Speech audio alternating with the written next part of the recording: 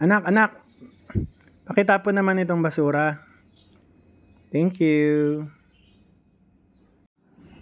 Adi, can you hold this? Yan. Anak, pakilinis din nun.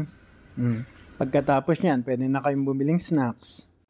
Siya, before snack, kumain muna kayo nito. Tig-isa kayo ha. One for you, one for Adi. Siya, magpunas muna ng sweat nyo.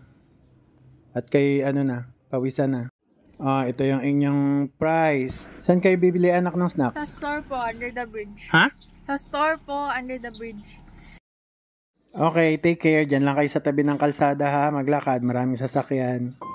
Kaninang umaga, nagising ako sa tawag ng mga batang nanghihingi ng basura. Nung papasok na ako ng trabaho, nakita ko pa rin sila na naglilinis ng aming harapan. Kaya tinawag ko sila at tinanong kung kumain na ba sila. Lalo akong nahabag dahil itlog lang daw ang kanilang agahan. Kaya bigla silang napaiyak sa kanilang kalagayan. Kaya binigyan ko sila ng konting pera pambili ng kanilang mga kailangan. Laking gulat ko nung sinabi sa akin kung saan sila nakatira. Under the bridge. Ha? Sana ay patuloy tayong tumulong sa mga kapuspalad na tulad nila.